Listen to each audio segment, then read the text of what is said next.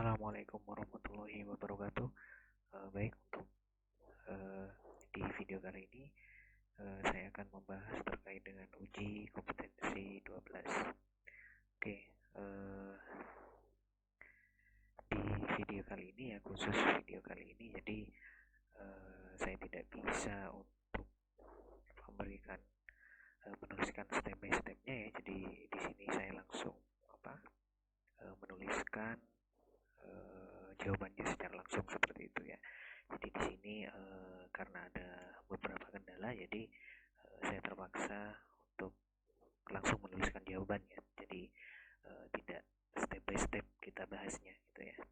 Oke, kita bahas dari yang pertama ya. Soal yang pertama, di sini disajikan suatu barisan ya. Kemudian tugas kita di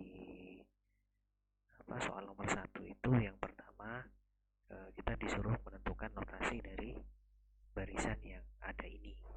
Kemudian dari selanjutnya ya, setelah itu setelah kita disuruh menentukan notasi, kita disuruh menyelidiki apakah barisan tersebut merupakan barisan konvergen atau divergen seperti itu ya. Oke, secara notasi ya, secara notasi dari barisan di soal nomor 1 ini saya rasa cukup mudah ya. Jadi tinggal notasinya udah jelas seperti ini ya, seperti yang sudah saya tuliskan ini ya. Oke, kemudian untuk yang kedua terkait dengan menyelidiki barisan ini merupakan barisan konvergen atau tidak. Nah, di sini alat yang saya gunakan untuk menunjukkannya itu yaitu ini menggunakan teorema terkait dengan barisan monoton seperti itu ya. Ya, jadi kenapa saya gunakan barisan monoton di sini ya? Sebenarnya ada banyak tool ya, atau ada banyak alat yang bisa kita gunakan untuk menunjukkan suatu barisan itu konvergen atau divergen seperti itu ya. Ya, biasanya itu secara umum lebih umumnya itu menggunakan limit ya. Jadi kita selidiki nilai limit dari suatu barisan itu seperti itu ya. Tapi kalau kita selidiki limit ya, nah di sini kita terkendala dengan fungsi faktorial seperti ini gitu ya.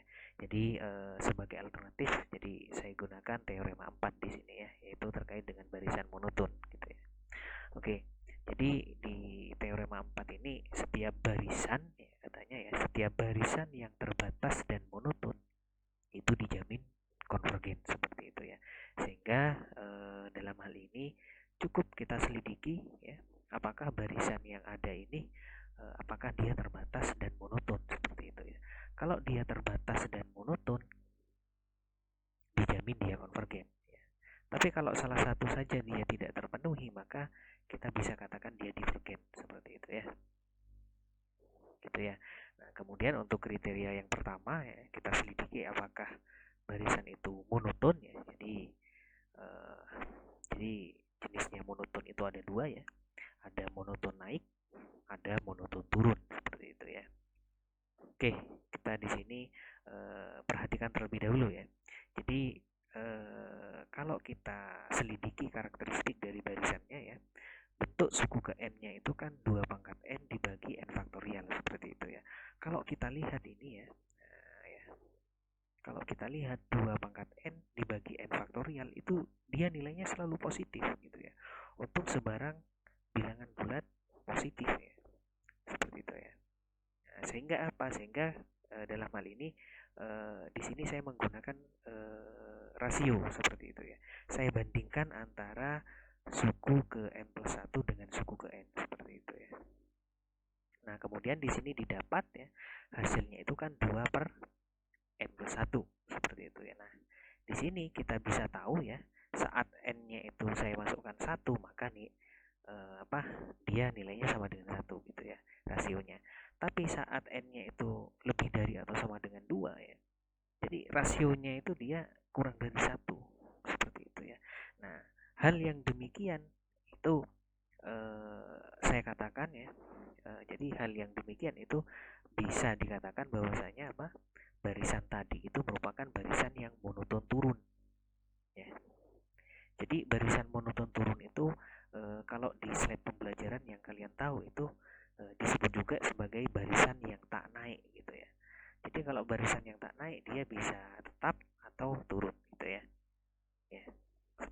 ya. Oke, jadi dari kembali lagi ke pertanyaan pertama, apakah barisannya itu monoton? Ya, dia monoton gitu ya. Jadi monotonnya itu monoton turun gitu ya. Nah, kemudian di sini karena barisannya itu dia sudah kelihatan monoton turun ya. Nah, di sini untuk menunjukkan terbatas ya, apakah barisan tersebut terbatas. Nah, kita kita harus menunjukkan bahwasanya dia harus terbatas ke bawah seperti itu ya. Jadi agar dia konvergen ya. Ya. Jadi kalau dia sudah monoton turun kemudian dia terbatas ke bawah, dijamin dia konvergen seperti itu ya. Ya, jadi mengikuti ya. Jadi kalau monoton turun, pasangannya harus terbatas ke bawah. Kalau monoton naik, pasangannya terbatas ke atas gitu ya. Jadi harus terbatas ke atas gitu ya. Jadi agar barisannya konvergen seperti itu ya. Nah, dari dalam hal ini ya, ini juga dijamin dia terbatas ke bawah ya. Apakah dia terbatas? Dalam hal ini itu terbatas ke bawah gitu ya. Yang harus kita selidiki. Dan jawaban yang ada di sini itu iya. Dia terbatas ke bawah karena apa? Karena ada bilangan 0. Sehingga apa? Sehingga selalu berlaku 0 itu kurang dari atau sama dengan UN. Gitu ya. Ya. Jadi kalau kita lihat di sini suku ke n-nya itu kan 2 pangkat n per n faktorial ya. Itu nilainya tak pernah negatif gitu ya. Jadi bisa saya katakan lebih besar atau sama dengan 0 seperti itu ya. Nah, kemudian kalau kita testing satu persatu gitu ya. Kita testing untuk beberapa n ya.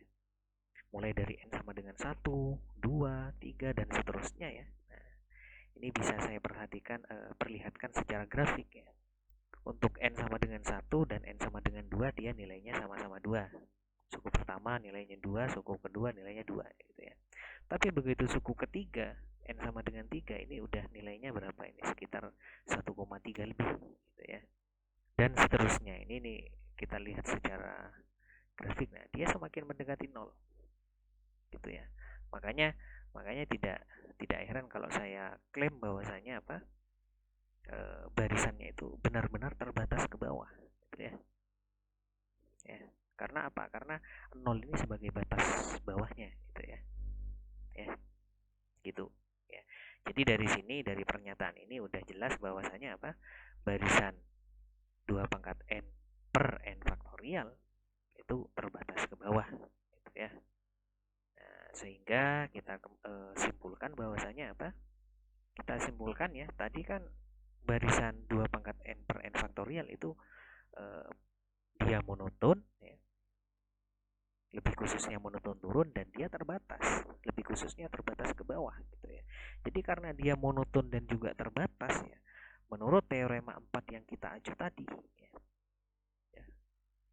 maka barisan 2 pangkat n per n faktorial itu dijamin konvergen seperti itu ya. Itu ya. Sudah jelas ya. Jadi seperti itu. Gitu ya. Oke, berarti untuk soal yang pertama itu jawabannya konvergen gitu ya. Oke. Kemudian kita selidiki kita masuk ke soal pembahasan yang kedua ya. Pembahasan soal yang kedua. Nah, di sini kita di sini diberikan suku ke n dari suatu barisan gitu ya. Suku ke n dari suatu barisan itu katakan di sini len n plus 2 dibagi n gitu ya. Nah, barisan dengan suku ke n-nya itu yang seperti ini, kita disuruh menunjukkan apakah barisannya itu konvergen atau divergen seperti itu ya. Nah, untuk soal nomor 2 ini ya, karena di sini terlihat mudah ya. Jadi kita bisa menyelidiki konvergensi dari barisan ini menggunakan limit barisan seperti itu ya. Jadi tidak menggunakan teorema 4 gitu ya. Jadi memang secara umum lebih digunakan itu yang limit barisan gitu ya. Karena sederhana gitu ya. Oke, jadi alat yang kita gunakan itu ini teorema 1 gitu ya. Apakah bunyi teorema 1 gitu ya? Jika limit dari fx saat x-nya menuju tak hingga sama dengan L dan Fn-nya itu sama dengan UN untuk setiap bilangan bulat positif n, gitu ya. Maka apa? Maka nilai limit dari UN saat n-nya menuju tak hingga itu sama dengan L, gitu ya.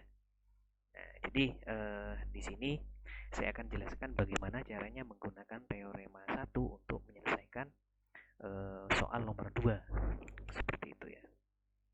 Nah, tapi sebelum itu saya akan simpulkan beberapa hal ya. Jadi dari teorema 1 saya simpulkan 2 hal gitu ya. Yang pertama, jika limit dari UN-nya itu ada nanti ya, maka barisannya konvergen. Gitu ya. Nah, kemudian kesimpulan yang kedua ya, atau catatan yang kedua, jika limit dari UN-nya saat n-nya menuju tak hingga itu tidak ada, atau nilainya itu min tak hingga, atau nilainya itu plus tak hingga ya, maka barisannya itu divergen, seperti itu ya. Jadi kalian harus paham ini ya, harus catat baik-baik ya. Oke, kemudian saya lanjutkan ke permasalahan soal nomor 2, seperti itu ya. Jadi kita akan menggunakan teorema 1 gitu ya. Nah, pertanyaannya yang pertama kan, untuk menggunakan karena kita menggunakan teorema 1, intinya apa? Intinya kita akan mencari limit dari barisan tersebut gitu ya. Limit dari barisan tersebut bisa kita cari dari limit UN ya, saat n-nya menuju tak hingga itu berapa, seperti itu ya. Nah, ya. Jadi seperti itu ya. Nah, kemudian kita sudah tahu bahwasanya UN-nya sendiri itu kan bentuknya ln n plus 2 per n, seperti itu ya. Nah, karena kita akan menggunakan teorema 1, nah, kita misalkan di sini kita cari suatu fungsi yang mirip dengan bentuk suku ke n-nya, seperti itu ya. Jadi di sini saya ambil, katakan saya misalkan fx sama dengan ln x plus 2 dibagi x gitu ya. Jadi tinggal diganti variabelnya ya, yang semula n saya ganti menjadi x, seperti itu ya. Gitu ya. Nah, kemudian karena saya punya fx yang seperti ini, nah, sehingga untuk mencari limit dari fx saat x-nya menuju tak hingga seperti ini gitu ya. Nah, kemudian kalau kita lihat di sini ya, kalau kita lihat ya, yang ini, jadi limit dari ln x plus 2 dibagi x gitu ya. Nah, kalau kita masukkan x-nya ini dengan tak hingga gitu ya, ini nanti bentuknya tak hingga per tak hingga gitu ya. Jadi bentuknya tak hingga per tak hingga. Nah, sehingga karena tak hingga per tak hingga, mau tidak mau ya, karena bentuknya itu tak hingga per tak hingga, dia masuk ke dalam ke dalam limit bentuk tak tentu tipe yang pertama gitu ya. Ini sudah saya jelaskan di materi yang lalu gitu ya. Jadi tinggal kita gunakan ya. Nah, jadi kalau masuk ke dalam tipe 1 ya, jadi kita gunakan aturan L'Hopital di sini ya. Ya, jadi aturan L'Hopital ini ya. Nah, karena aturan L'Hopital itu gimana ya? Jadi kita turunkan pembilang dan penyebutnya gitu. Jadi pembilang kita turunkan, penyebut kita turunkan ya. Ya, turunan dari ln x plus 2 itu ya 1 per x plus 2, seperti itu ya. Kemudian turunan dari x terhadap x ya 1 gitu ya. Kemudian setelah itu kita sederhanakan, kita dapat yang ini ya. Kemudian kalau kita masukkan x-nya itu x menuju tak hingga ya, maka seolah-olah di sini kan 1 per tak hingga gitu ya. Tapi di sini saya lingkari ya, saya kasih catatan ya, bahwasanya yang saya tulis dengan warna merah ini merupakan yang ada dalam pikiran kita ya. Jadi nggak perlu kita tulis sebenarnya ya. Jadi 1 per tak hingga gitu ya di pikiran kita. Nah, gitu ya. Nah, 1 per tak hingga berapa? 0 gitu ya.